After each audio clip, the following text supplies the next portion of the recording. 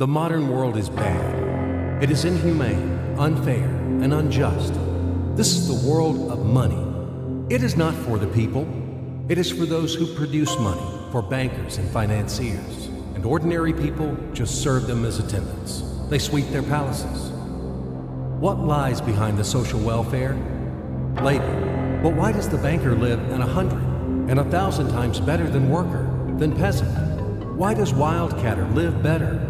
All of them. Do they work harder? It's nonsense. It's ridiculous to say. They do not even produce anything. No material values. But why? Don't you know? Moreover, perhaps you wonder with all sincerity now, reading all of this. Well, banker and worker, simple hard worker like me or my neighbor Johnny? It cannot be compared. Banker is a bank, money, relations, and contacts. But who are we together with Johnny? Nobody. Naturally, the banker lives better than we do. But there is nothing natural here. The point is that everyone got used to this state of affairs, and they took it for granted. As a matter of course, a banker has to live better, and it cannot be otherwise. But it may be otherwise. So why? Why does a banker work less, but live better? Better than worker or miner? However, intuitively, you've got the answer by yourselves. Because the banker is a bank. Money. Exactly, money. This is the whole point, the cornerstone. And about them, about the money, we should talk more in details. So, what is money? Have you ever thought about it? The calculation tool, the measure of labor? As we are told from childhood, almost from the cradle, we have to work, work, and work. The money won't fall down from the sky. They should be honestly and hardly earned, etc., etc., etc. Sounds familiar, doesn't it? Familiar ad nauseum. Say it, by the way, to Abramovich, who honestly and hardly earned all his billions. Just for fun, say how to earn money honestly. You will laugh to death. Yes, we have to work, but what should we expect in the end? A small pension and half-starved old age? Poverty. You have spent all your life working on some oligarch. You have been taken away all your power, energy, and health. You've been squeezed like a lemon. And after that, you've just been thrown into the dustbin as the fulfilled material. Is this necessary? But this is the reality, horrific reality of modern society. This is what we should all expect in the end, almost certain. Everything ends up this way for the vast majority of people in today's world, as it ended up for their mothers, fathers, grandmothers, and grandfathers, as it will end up in the present state of affairs for their children and grandchildren, great-grandchildren, then in turn for their children and grandchildren, and so on. The way of the world. Why? All of this is wrong, unfair. It must not exist. Why do some people have to have everything, but others have nothing? Why do some people walk in golden slippers, but the others barely make ends meet? They don't know how to feed their children, although all of them work honestly. Why does it happen? After all, we are the people, the brothers. We are equal, aren't we? Then why? Because there is a lie around us. A huge, continuous, monstrous lie. Do not believe anything that is broadcasted daily on TV by satiated and well-groomed masters of life. And people are not, and the money is not even a measure of labor. All of this is an insolent and shameless lie. Lie, lie, lie, and lie once again. It is the news which is hung on your ears. Why do they do this? Just to make it easier to manage people. So you are oligarch now, or even an ordinary worthless deputy. Are you equal with others? In what? You live in a different way, eat in a different way, and rest in a different way. In one day, he spends more than you spend in a year. His wife doesn't even get out of Kosovo. And yours? He is treated in the best Swiss clinics. And what about you? his children and yours. Had you compared? Well, where is your equality? Perhaps you are equal in rights, aren't you? Oh, I forgot about the rights. As it is written in our Constitution, isn't it? By the way, there are a lot of things written on the fence, too. Nice and intelligent things. Read in your spare time.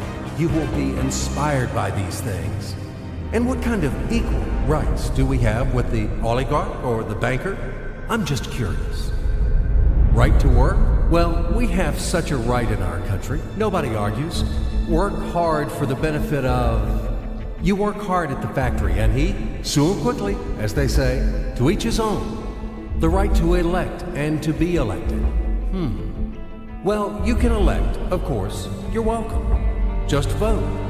No matter how people vote, most important, how these votes are counted. And what about to be elected? Are you going to be elected somewhere?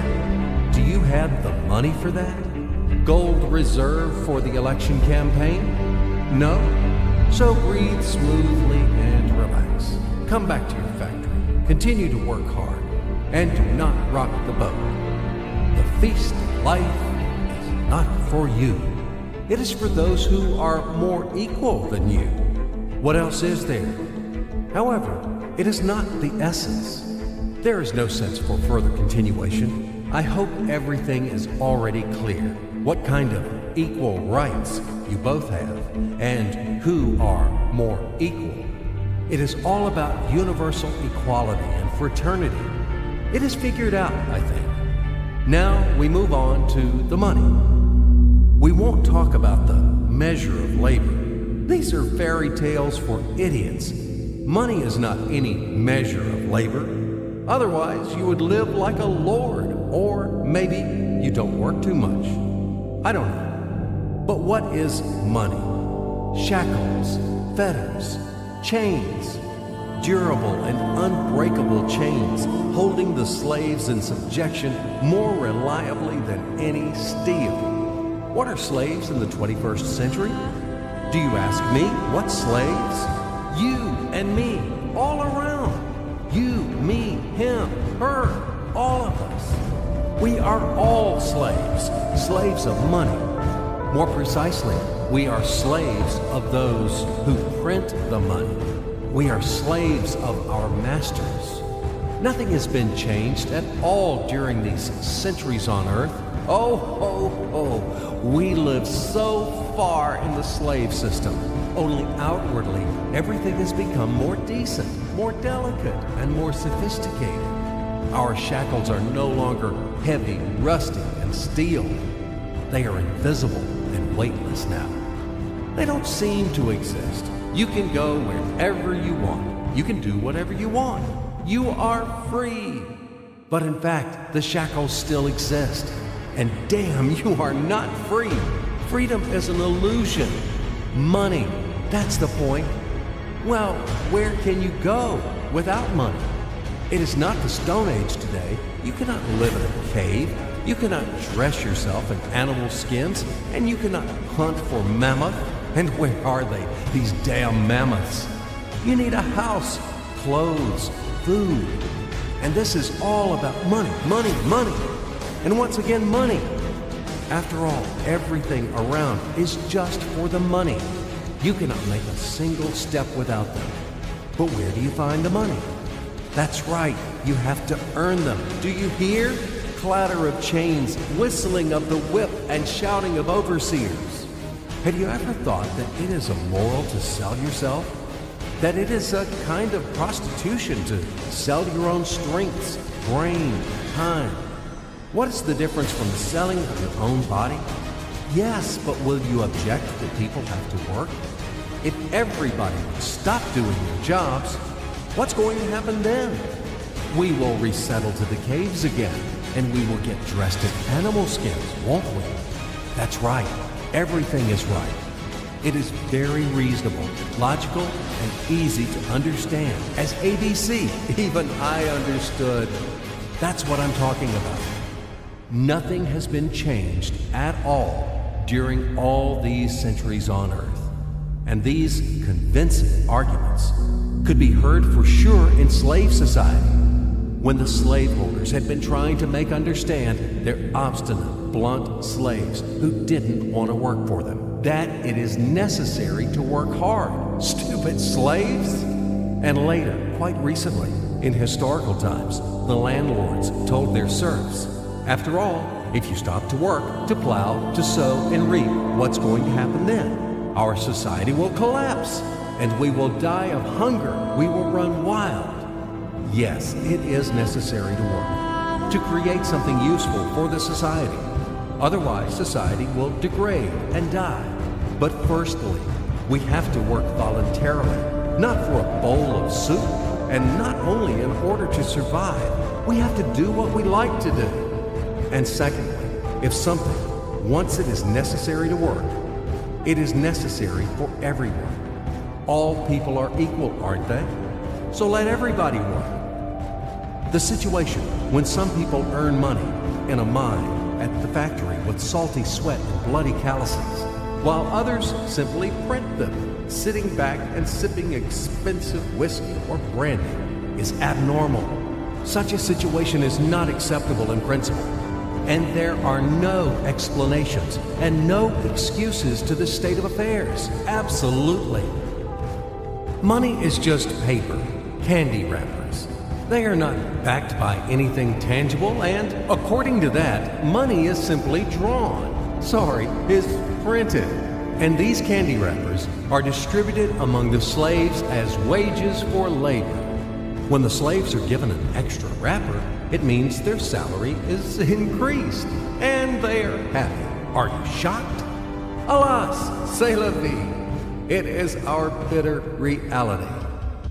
How is the financial world organized? It is a pyramid. The Fed, U.S. Federal Reserve System, is at the top. The Fed prints dollars. How much? As much as it wants.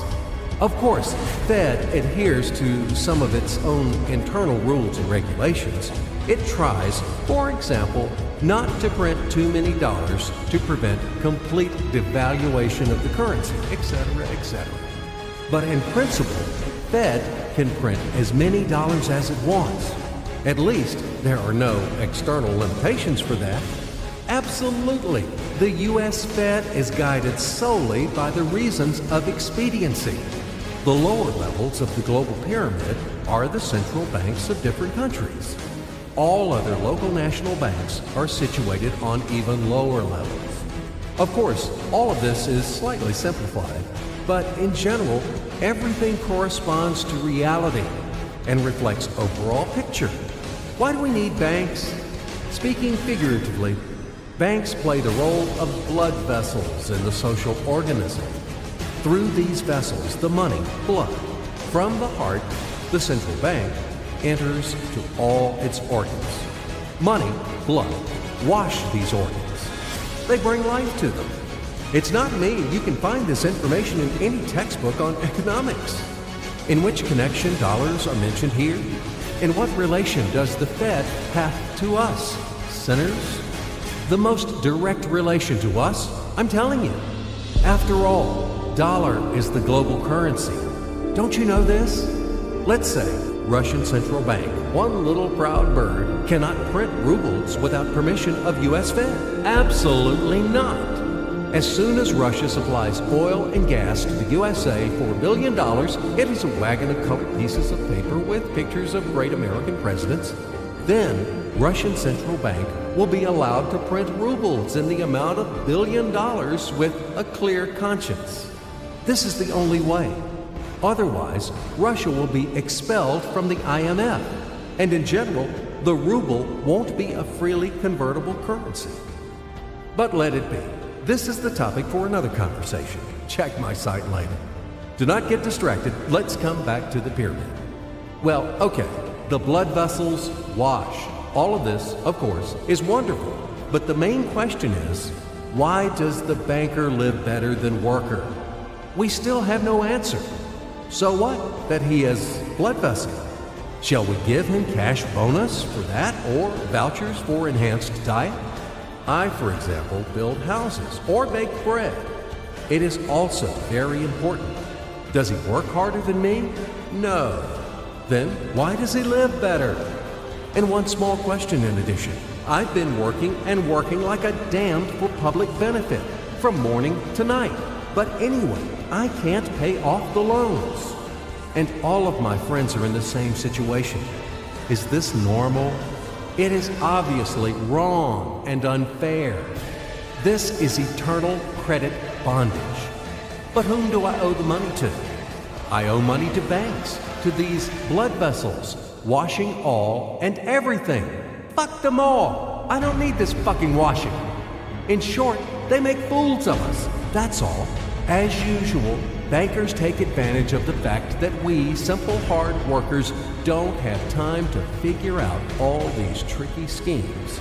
We have to feed our families. That's why they take advantage of this situation and ride on our backs, bastards. So don't tell me about blood vessels. We know these vessels. Just give me the gun and Easy, stay calm. And let's figure this out together, okay? Calmly and slowly. But I warn you that I have to strain your brains. It's not easy to unravel in a couple of minutes those things which have been tangled during the centuries by the best sophisticated minds of mankind. But we will try. At least we will show something visually, something from the life of modern banks. We will demonstrate everything on the live example, so to speak. You'll enjoy. So imagine the following quite unusual situation, and watch my hands. Let it be a Nick and Jane, and let it be a Mr. Smith, a banker of Nick and Jane. They both keep their money in his bank. That's why we use the title Mr. Smith, with respect. Nick really wants to buy, well, let's say Jane's bicycle, but he has no money. More precisely, he has money, but not enough, only $10, while Jane wants $100 for her precious bicycle. That's a problem. What should Nick do? Well, this bicycle is so desirable. He gives Jane his $10 as a deposit and asks plaintively not to sell the bike to anyone. He says that he will bring the rest of the money soon. At the same time, he runs to his bank, to the respected Mr. Smith, to get a loan for the missing $90. As ill luck, Mr. Smith has no money at this moment, but he knows perfectly about $10, which Nick gave to Jane. And where will Jane bring his money to? That's right. She will put these $10 in her lovely bank, to the same Mr. Smith. Therefore, Mr. Smith asks Nick to come back tomorrow, in the hope that tomorrow he will get these $10. And everything happens this way. The next day, Jane brings $10 to the bank. The bank provides Nick these $10 on credit. Nick immediately gives them to Jane. She again puts them in a bank. The bank again provides Nick these $10 on credit, etc. As long as Nick the fool will gather enough money for the bicycle. Don't you get confused yet? Be patient, I told you. These demons have been trying to confuse you during 1,000 years. These damn economists and financiers. But anyway, we will figure everything out. So what do we have in the end? Nick finally got the bike from Jane. Wow! But at the same time, Nick owes $90 to the bank, Mr. Smith. And the bank, in its turn, owes $100 to Jane. In other words, those $10, which existed initially, have magically turned into $200, $190 of debts plus real $10. But these $10 would also turn into $1,000, even in $1 million or $1 billion, if Nick would make a more expensive purchase. In this case, our $10 would make the increasing number of its cycles, circuits from hands to hands.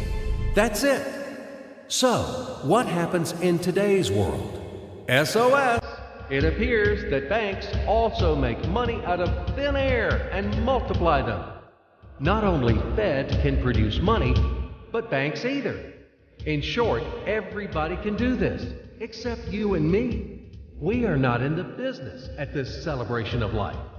I would like to print or draw some money as well. In fact, these banks multiply money without any control. And we're still wondering why the banker lives better. What are naive fools are we? Now it is clear why. The one who produces the money, of course, lives better. But this is not enough. From this moment, poor Nick will never be able to repay his debts owed to the bank, no matter how hard he would work. Silly Nick doesn't know it yet, that he's in slavery to the bank, in credit bondage forever, because those $90 which he owes to Mr. Smith do not exist in nature at all. Sly Mr. Smith made his money out of nothing. He created them out of thin air, just one click. And $10 turned into $200. Yes, but you can object reasonably that the bank itself owes $100 to Jane, and it turns out that bank is in credit bondage to Jane, and it won't be able to repay its debts owed to Jane either. So where's the bank's profit? What's the trick? Ha! You ask what the trick is. The trick is in the fact that bank has a lot of such Janes, thousands and millions, and they will never come for their money all at once. If one Jane comes, the bank will return her the money of 10 other depositors. That's it. It means that the bank's debt is dangerous and not burdensome. In fact, bank's debt is virtual. It exists only on the paper or in the computer program. It will never be repaid in reality, only in case a panic hit happens, when frightened depositors suddenly will come for their money all at once. Or maybe, do you know any other reason why banks go bankrupt from time to time? Here's why. Because there are not enough money for all depositors. There is 90% of thin air in the bank vaults. Just a lilac fog. Thus, bank is okay. It blooms and smells. We don't need to worry about it. But our Nick has serious problems now. He has to repay all the debts owed to the bank, completely, with interest and penalties. You know this. He will be forced to take a new credit in order to repay the old one. Then again, the new loan, and again, endlessly, until his death. There is no way out of this credit running knot. It does not exist in principle. That's it, trap slam. Now Nick is perpetual debtor of bank. He is a slave. From now on, he will work for bank until he dies. But he still won't repay his debts. After his death, his children and grandchildren will work for this bank. They all are future slaves of the bank. More precisely, they are slaves of this monstrous and cannibalistic global financial system, which spawned this ruthless and inhumane mechanism which must be destroyed finally. Financial apocalypse. It can break our financial chains and can save all of us. It can finally release us from centuries of slavery. All the old will be burned completely in purifying flame of apocalypse, and the new will be established. The Federal Reserve will be burned, and the wind of change will dispel the ashes of this damned insatiable octopus, spider, enmeshed the whole world with its sticky financial nets. Banks in their current form will be razed to the ground. They do not wash anything. Do not believe this bullshit. They bring death to all living things. They suck our blood. Banks are parasites on the healthy body of the society. Mites inflated from our blood. They are voracious and insatiable leeches, clung tightly to us. What do they actually do useful? Do they give loans at their extortionate interest? Actually, why do banks charge you interest on loans? Have you ever thought about it? Usury has always been condemned and despised at all times and among all nations. And now it is the norm. An entrepreneur gets a bank loan. For what do they charge interest on? He wants to create something useful for the society, for the whole society, including the bankers. He has to be encouraged and given privileges for that, instead of stripping off 3 skins from him. But today's banks were created not for that. The interests of the society are not important for them. Banks take care only about their own financial profits and benefits. They don't care about the people.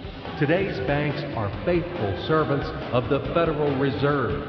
They are greedy and avid bloodsuckers, small ghouls in the service of a giant and evil monster. Modern Earl Dracula, who plunged the whole world into financial bondage, and it sucks and sucks our blood.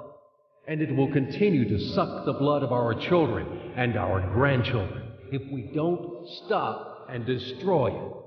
Hammer an aspen stake to all the banks. And do not forget the silver bullets. Apocalypse. Only financial apocalypse. We have no other choices. We are not slaves. We are the people. And we choose freedom. And this freedom is already on the threshold. Now, with the advent of MMM, financial apocalypse is inevitable. From now on, it's just a matter of time. Grain has been sown, and it will sprout. It is now sprouting, right now, at this very moment, and it won't perish. What is MMM? Global Mutual Aid Society, Worldwide People's Bank, Financial Social Network. You can call it as you like. The point is not in the title. The point is that it is a voluntary and formal network of millions of people across the earth, people who rose up against financial slavery. They decided to declare war on the Fed and other banks and to win this war. In order to achieve this goal, they combined their money together. And it doesn't matter that separately their savings are not big. But there are a lot of people in MMM. And together, it is a tremendous force, invincible force. And this force is growing with each passing day. Indeed, due to what do the banks exist? Due to the oligarchs and the billionaires? No, they exist due to the same ordinary people who keep their meager savings in banks. MMM really knocks the bottom out of banks, opening people's eyes. Why do people keep their money in banks? Because there is no alternative. Banks are monopolies. Where should people bring their money? Like Jane, to Mr. Smith only? Not in this bank, so in another one? Not to Mr. Smith, so to another banker? His name will be Mr. Johnson. But anyway, it's the same shit. All of them are tarred with the same brush. All of them are native kids of kind and solicitous mother spider named Fed. They are little spiders. And now we have finally an alternative. MMM. It's yours.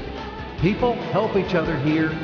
Today you have helped. Tomorrow you will be helped back. That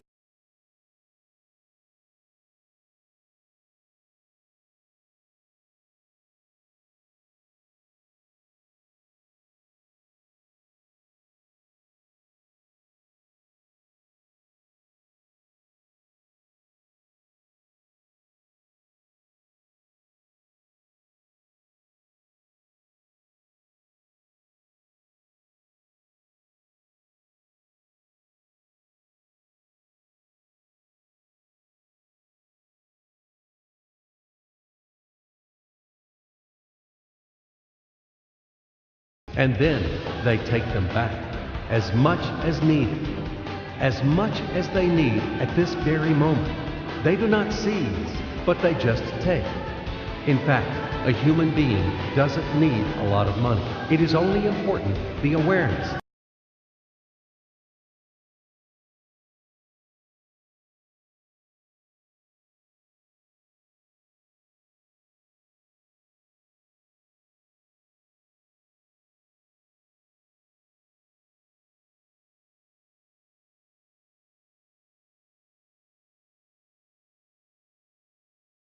is the unit of a new society, a brighter and cleaner society.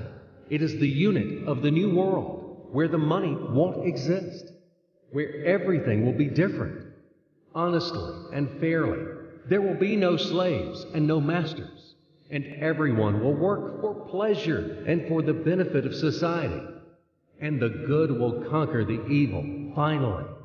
Everything will be in that new world. Certainly.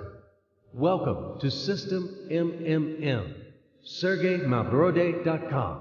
We are waiting for you. We can do a lot. We change the world, and we will change it. Everything will be MMM. Financial apocalypse.